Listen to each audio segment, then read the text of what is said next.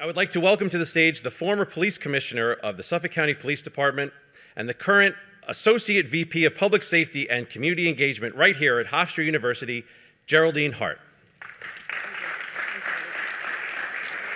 Thank you, Sergeant. And good morning, everybody. And you may not recognize me from my time in Suffolk. I'm a little less gray, a little less of an eye twitch, and I'm smiling quite a bit. But it has been great to see some old friends here, some old colleagues from Suffolk County, and certainly from throughout law enforcement. And what a day we had yesterday, right? It was tremendous. And I really want to just begin and thank the sheriff for his vision, for his leadership in hosting this conference, and really for his thoughtfulness in bringing some really tremendous speakers that we've had outside of law enforcement that have brought some tremendous characteristics for all of us to take home with us. So thank you, Sheriff. So we learned yesterday, obviously, about perseverance, certainly about effective communication, and always about authenticity. So I just want to take a moment and introduce another characteristic that I have found really valuable in my time as a leader, and that is the power of partnership. I think that law enforcement, more than any other profession perhaps, relies on partnership, and that's because we count on each other, and we rely on each other. So as we think about partnership, I just ask you to look outside the box a little bit. Think about non-traditional partnerships, and let me tell you what I mean. You all know the Project ABLE that has been launched in many of your departments, active bystandership for law enforcement. And that's really the idea of bystandership that has been present on college campuses for years. It's perhaps the most impactful driver of crime down on sexual assaults on college campuses. And it is certainly what we see when we look at drunk driving, right? We look at don't let friends drive drunk. Friends don't let friends drive drunk. That's what bystandership is. And certainly that is what ABLE is now doing in the area of accountability, officer accountability. So New Orleans Police Department developed that as an idea called EPIC, which is Ethical Policing is Contagious. And they partnered with Georgetown Law School. And they said, can you give us the kind of the research behind this? Is it effective? Is it a good strategy to use? And Georgetown Law certainly did the research, and then they scaled it to a national level and pushed that out to all of our departments that we're utilizing now. So that's an interesting partnership. Certainly, I had the opportunity to attend a conference with Police Scotland, and they really have a formal relationship with their 13 universities around Scotland, where they are part of their national police strategy together, that they work together. And just yesterday, we saw CEO of Northwell, Michael Dowling, and he's been on the forefront of the idea that gun violence is a public health emergency. So certainly all the National Institute of Health money that follows that theory and all the research that goes behind it. Interesting, perhaps, to think about that as a partnership. So as you move forward, as we all move forward together in policing, as we modernize our police strategies, I just ask you to kind of think outside the box, think about your partnerships and perhaps some non-traditional partnerships. So today we're going to have a great day again. I'm really looking forward to all the speakers that we have and all the ideas that we can take home with us. And I won't stand in your way. Welcome back to Hofstra University. Thank you so much for coming. It's great to see so many of you, and have a great conference.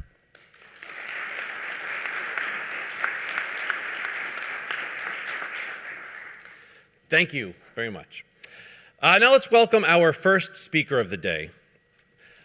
Lisa Tuzzolo is the wife of Sergeant Paul Tuzzolo of the New York City Police Department. Sergeant Tuzzolo was shot and killed in the Bronx on November 4th, 2016, responding to a domestic incident.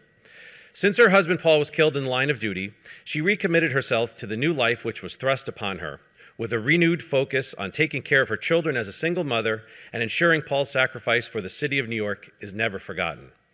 Over the summer of 2018, along with officials from the town of Huntington, where her family resides, she designed and developed a spray park dedicated to Paul and the NYPD.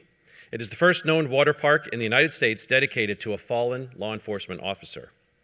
In both 2019 and 2021, Lisa participated in the New York City Marathon in honor of her late husband, while fundraising for the Silver Shield Foundation. The theme for her run was Never Alone, Never Forgotten, emphasizing the commitment the NYPD makes to never forgetting their fallen officers, as well as always remembering the survivors of such tragedy. Please help me welcome Lisa Tuzzolo.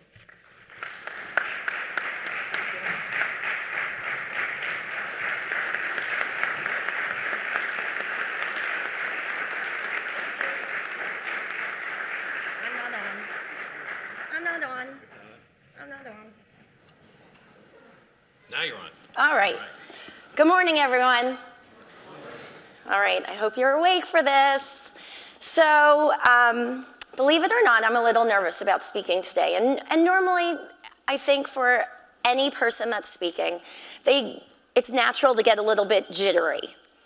But I think after listening to Dr. Ciccolo yesterday, we all will probably go back and critique ourselves just a little bit more thoroughly in how we present ourselves to our colleagues and to friends and the greater general public that we speak with. So bear with me because I was a nervous wreck last night preparing myself. But I will make some jokes.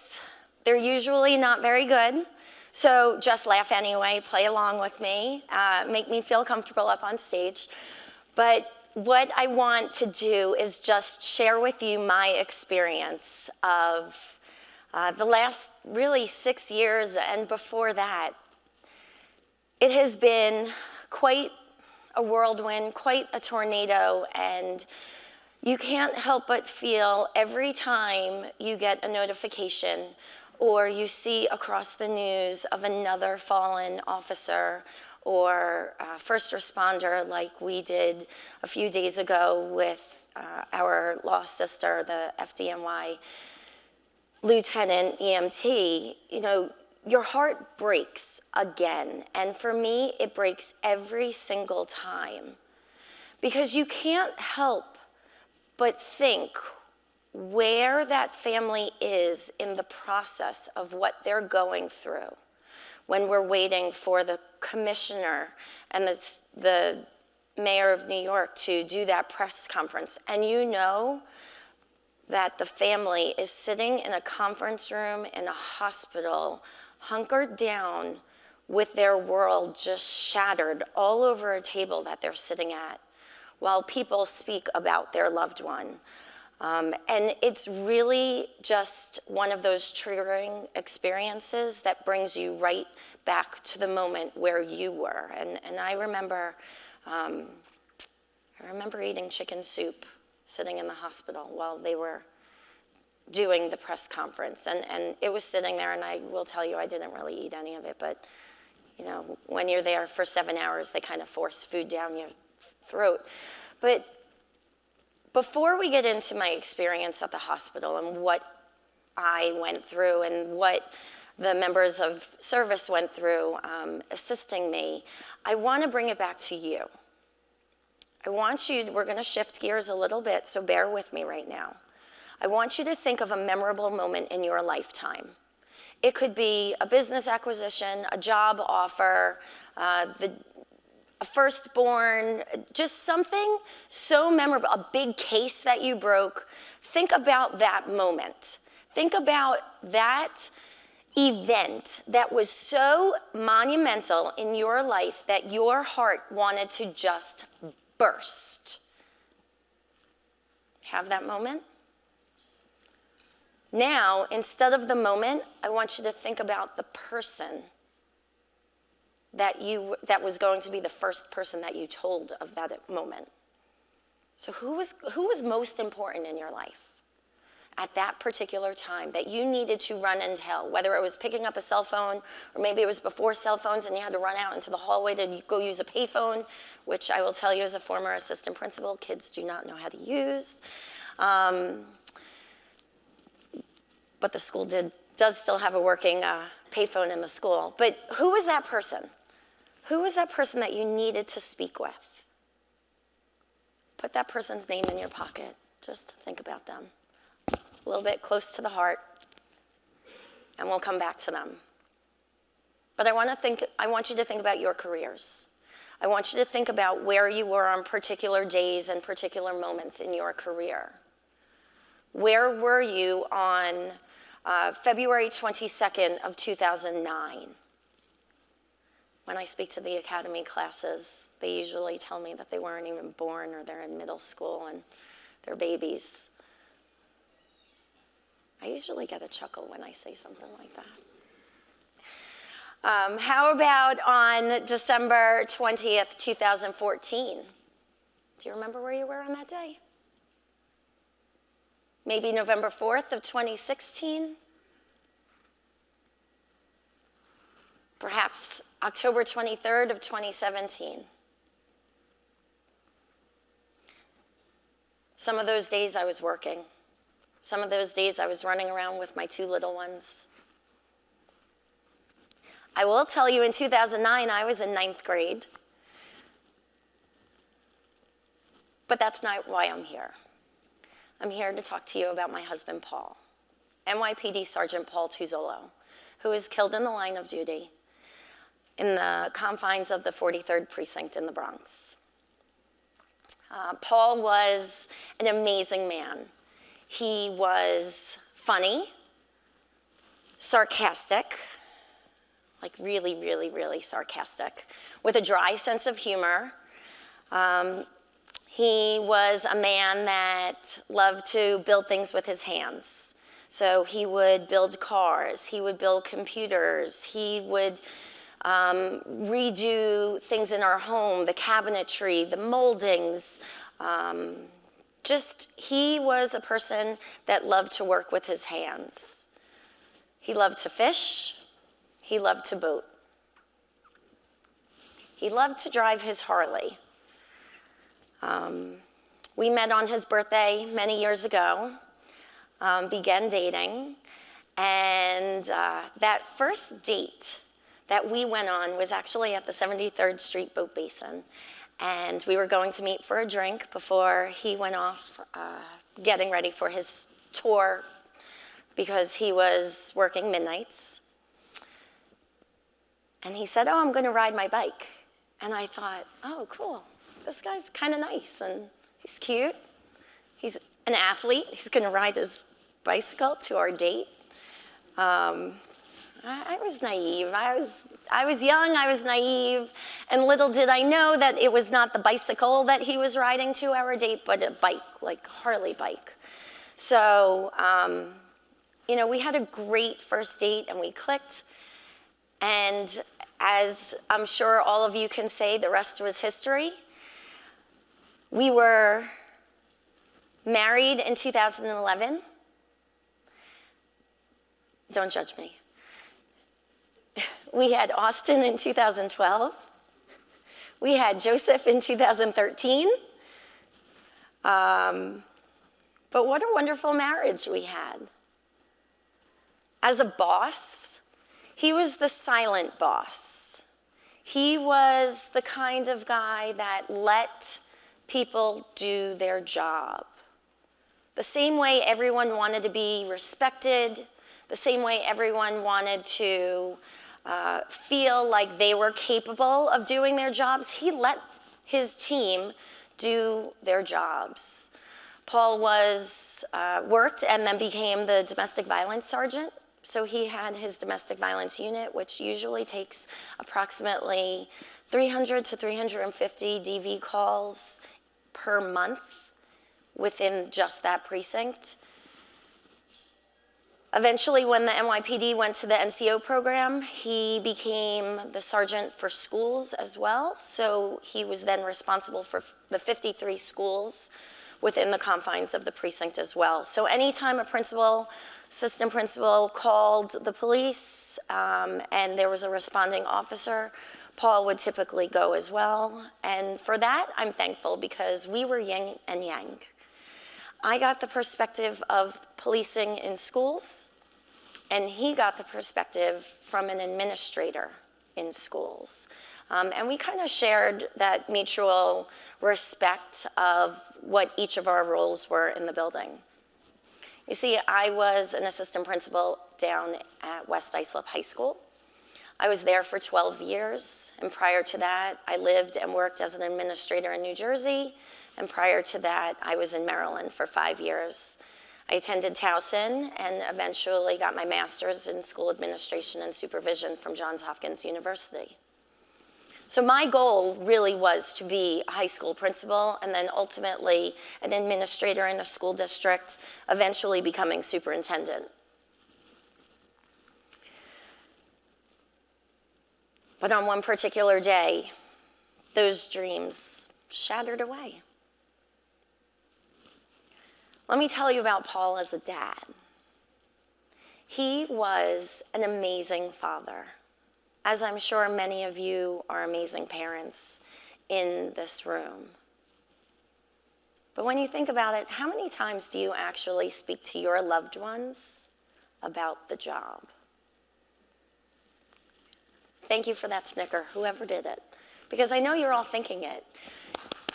Come on, we're awake. It's after 9.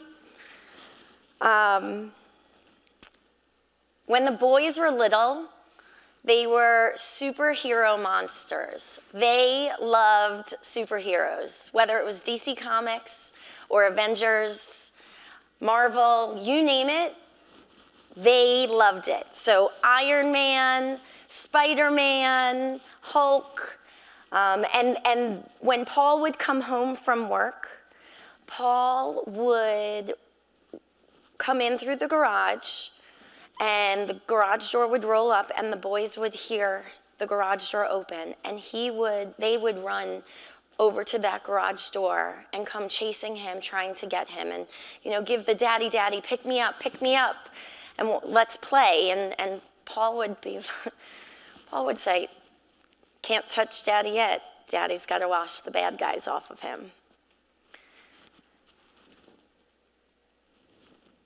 And I never understood that until I actually sat in a police car, legally. And realized why he needed to always wash when he came home before playing with the kids. But he would come downstairs after getting cleaned up, and he would throw the kids around, like wrestle, like real-on wrestling, fighting, playing, rolling around. They would play trucks, and they would play cars, and Paul would just sit and grab the kids and throw them on the couch, and as he would throw them, they would tumble off the couch and laugh. Those laughs would just radiate throughout the house. And he would play with them while I would get dinner ready. He was the type of dad that the boys could do no wrong. And when we would not play good cop, bad cop, but inevitably, Daddy was always the good cop, and Mommy was always the bad cop, making the rules, making them do the things that they never wanted to do, like wash their hands and go to bed. But that was our home. And when the boys would ask, Daddy, how many bad guys did you catch today? Well, let me tell you about the stories that he would tell them. He would talk about them smashing the ground and making garbage trucks flip over, and the bad guys would just come tumbling out of those garbage trucks. And then sometimes the bad guys would run and climb up the buildings, and then of course, he just had to take his webs off of his belt and shoot them at the bad guys, and they would be collected all in one big net and scoop them down and pile them up. And then the police trucks would come and scoop up all the bad guys. And they didn't think anything was wrong with those stories. And he and I would laugh and say, well, look at you. You're single-handedly taking care of all the crime in the city with your 150 arrest record a day. They're sleeping. But what stories he would tell me when I would say, how was your day? Were pretty similar to the ones that he would tell the boys, as if I would believe him. And then we'd go out to dinner with friends. And those friends were on the job. And they would talk about how they had a 48 and a 62 and a 39 and a 49. And I didn't know what any of those meant. Now I know some of them mean bathroom break and meal, and, personal. But I would say, what are you talking about? You told me you were on the desk. You told me it was boring. What did I know? It was the South Bronx, so it must be boring. And he'd say, well, did you want to know that I had to take children from their parents today because their parents were being arrested on whatever, X, Y, and Z? Or did you want to know that I needed those new clicker pens from TD Bank because he loved using those and having those in his pocket because they were easy to use, and he needed a new one because he had to scrape the brain matter out of his boot cleat that day. All the things that you all see every single day throughout your careers, the things that you're exposed to, the trauma, the ugliness of the world, that at the end of the day, on your drive home, you kind of do this with it, right? And you make it smaller until it's this big, and you open up that coat pocket, and you shove it inside, not to be taken out again until you return to the office or the precinct the next day.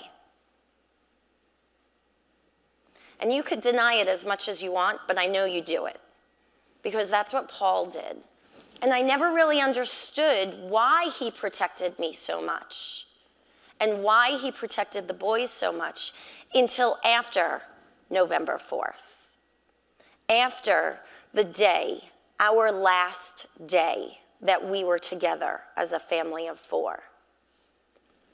I was a naggy wife, I admit it. Okay, very naggy.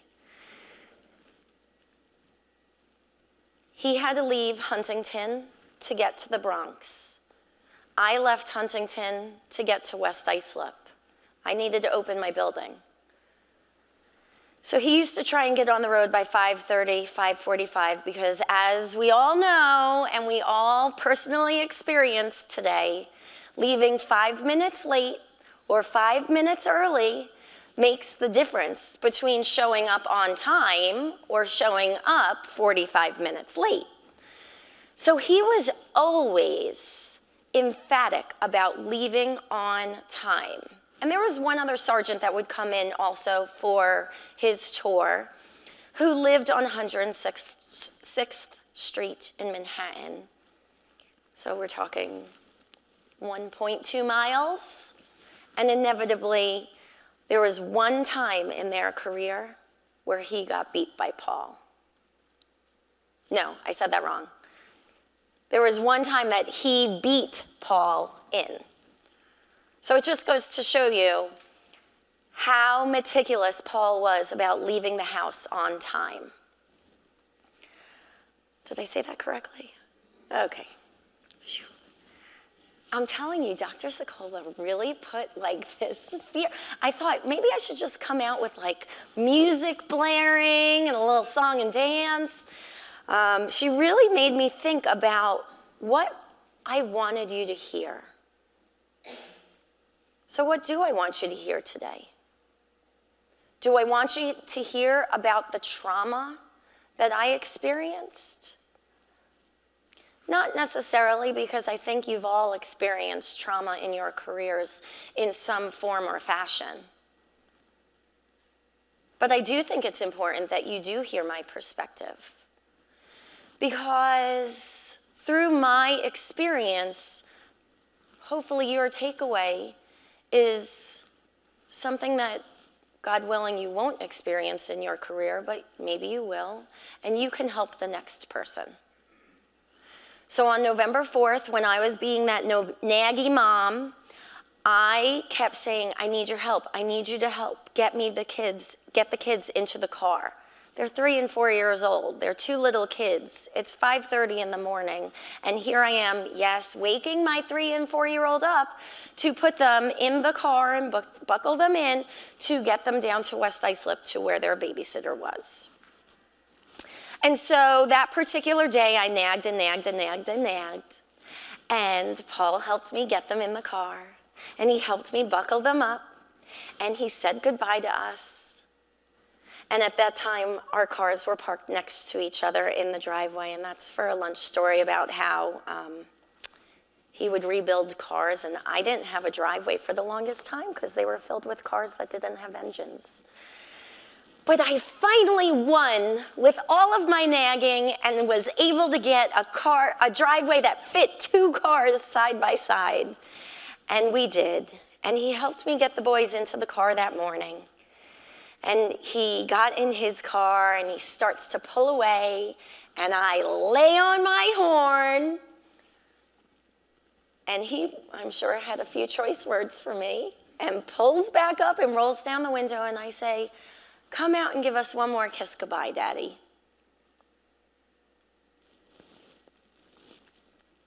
That was the last time I kissed my husband. That was the last time we were together as a family of 4.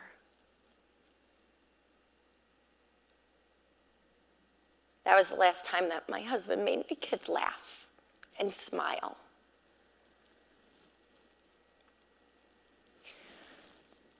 That afternoon, Paul received a call over the radio of a DV incident where an estranged woman, girlfriend, was being held at gunpoint with her 3-year-old, her mother, and a friend. And she was being held at gunpoint by an MS-13 gang member who lived here in Brentwood. And he decided he needed to go to the Bronx and I guess ruffle a few feathers. I don't really know his motive at the time. And the friend made the phone call and called in a DV incident. And Paul turned to Arvid, his driver, and said, "Let's do this. We got this." And off they went and left the house, precinct, and showed up on scene where the perp had just left, leaving in a maroon SUV. And at that same time, the other responding sergeant that Paul always beat showing up in the morning also arrived on scene with another police officer, his driver, and the NYPD. They're always together in partners, and for a sergeant, you always have a police officer driving you. So Paul, as a sergeant, was the passenger with a driver. Then there was the other responding sergeant with a driver, who also had a gray shirt, which was a recruit. And then the third responding vehicle with 2 police officers and a recruit. So a total of 8 officers on scene looking for a gang member who was holding his girlfriend at gunpoint. And they went searching for him and eventually found him and managed to corner him within a non-residential block within the Bronx, just off of Story Avenue. And when they did, the perp drove down that non-residential block, and one of the cars blocked the end of that business road. And so the perp then turned around and came back the other way, riding up on the sidewalk and slowly approaching my husband head on.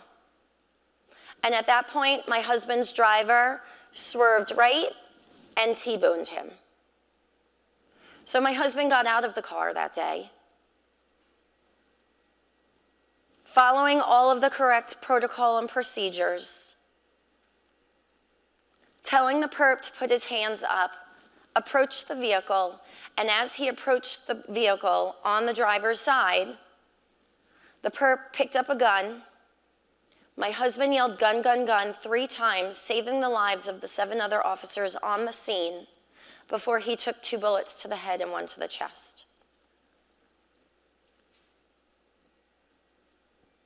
Within 5 minutes of those bullets firing, I called him 7 times. Not because I knew what was wrong. I was just being that naggy wife. I wanted to know if we had dinner plans that night. I don't even remember calling him that many times, because in our world, you just called and you left a message, or you just called and left it so the phone just said missed call. I didn't need to leave a message. You saw that I called. He'll call me back when he can. But for whatever reason, that day I called, and I called, and I called, and I called 4 more times. Who knew that at that point, there was another officer holding his phone, shaking, not knowing what to do, because it just says Lisa, knowing full well who I was, while officers over here are doing CPR on him and trying to lift him up into a Sprinter van because the bus wasn't quick enough to get there when they called a 1013. So they lifted him up and couldn't lift him. So an officer sits on the bench, puts his arms underneath Paul's, lifts him up, and they're now doing CPR and chest compressions on Paul with an officer underneath him as they're all frantically driving him to Jacoby.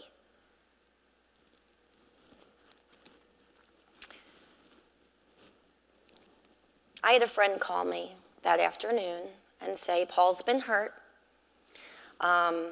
Where are you? I need to come get you. I have 3 seconds left. Where are you? I need to call. I need to come get you. And she got me and she brought me. She said, I need to come get you. And I said, meet me at the house. I said, what's wrong? You know, the whole nine, everything that you see on television is true. She said, Paul's been hurt. Don't turn on the radio. Don't turn on your social media.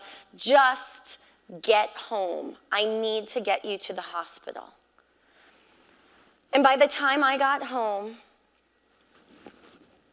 there were 3 Suffolk cars parked in front of my house, with officers running and knocking on doors, trying to figure out where I was. And I knew by that look, as I was driving up the road, and I saw Angela's eyes, this was not good. And the boys at that point were sleeping in my back seat. And I started yelling, and I started screaming, and she just said, let's go. We need to get you to the hospital. And so they did, via helicopter. And I got to the hospital, and I think your body goes into this fight or flight response, and at that point, I was in flight, because it was shutting down and I was not going to remember anything from that point on. And really, there's very little that I remember from that day. Simply because I think your body and your brain go into a mode to protect you. I remember there being too many officers and me yelling as I was going down the hallway, there's too many people here. Tell them to go home. I remember somebody telling me what happened, but not really hearing them. I remember someone saying, do you want to go see him? And I was looking at Dr. Kleinman, the chief surgeon for the NYPD, and said, I don't want to remember him bruised and with holes and bloody. What do I do? And he said, you stay here. And time passed, and time passed. And I was in that hospital for probably 7 hours while the department got their act together, with all due respect, to make the proper public notifications, when all I wanted was my husband back. And you know, the first time I was able to touch him after that was when I followed the gurney out of the hospital and to the ambulance. And the sound of the slamming of the ambulance doors still resonates with me.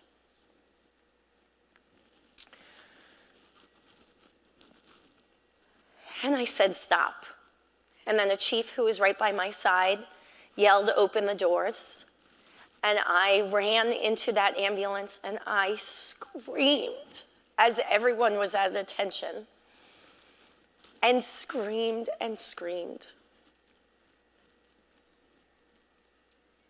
And you know what all I could say when I got out of that ambulance?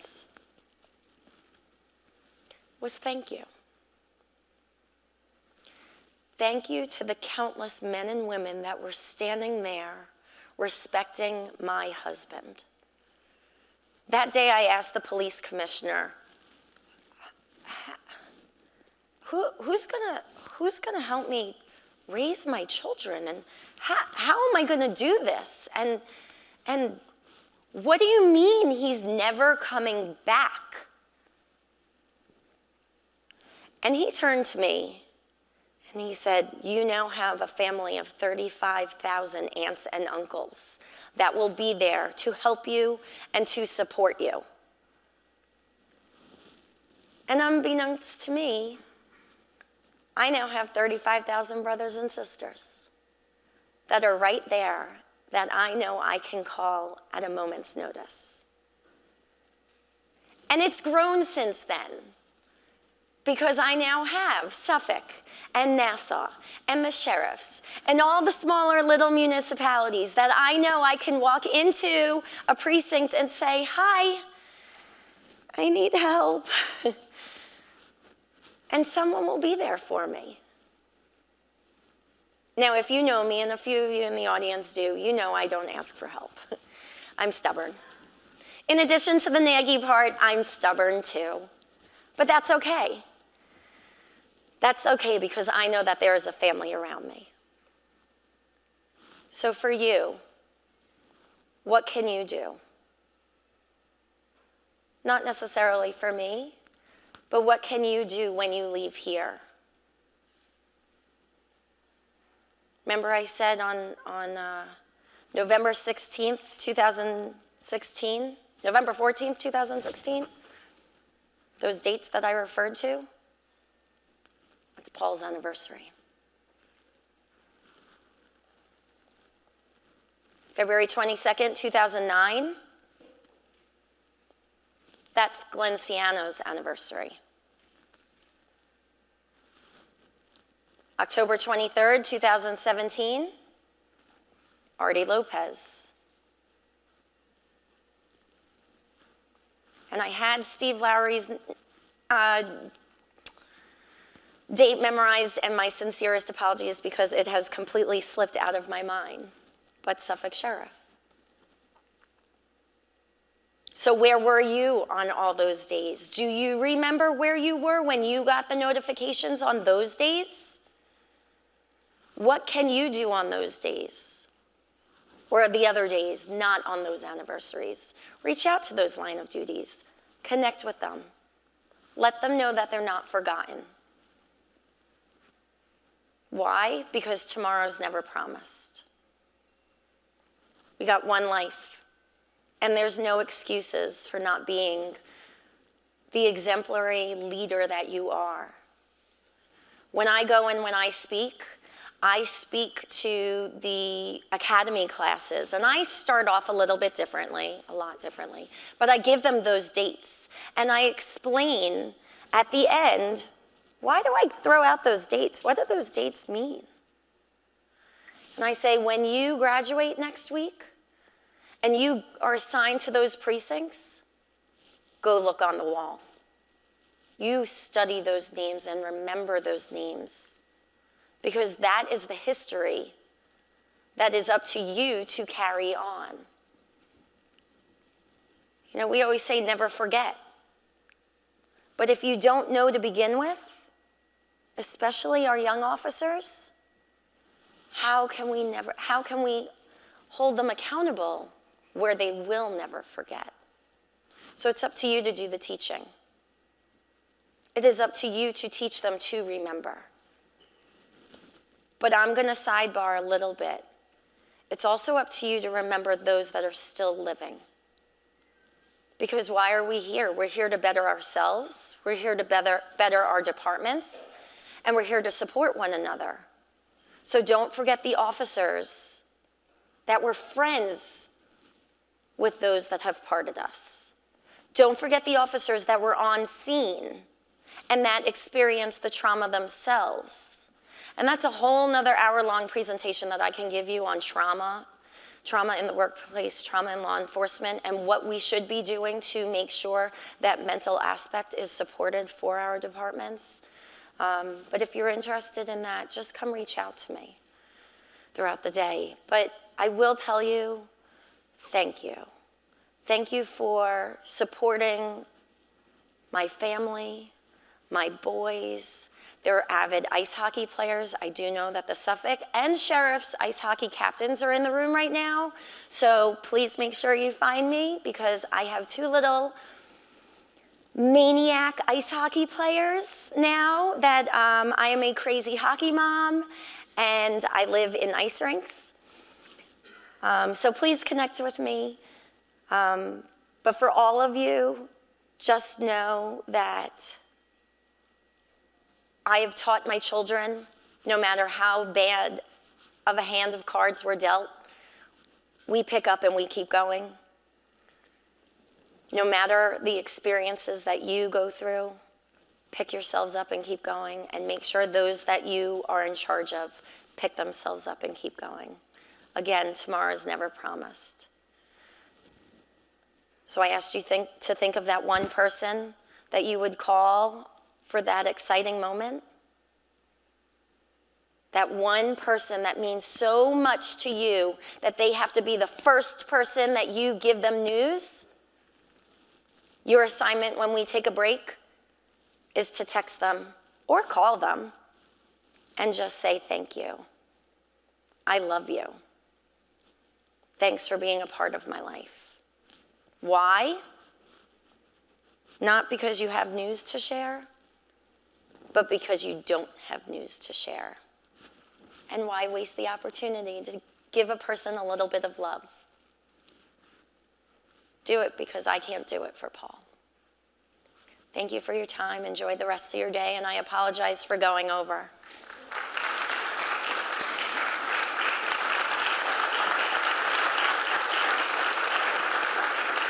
All right, next. Oh. Thank you. You're welcome. Thank you. Oh, I appreciate it. I appreciate the opportunity. Thank you, everybody. All right.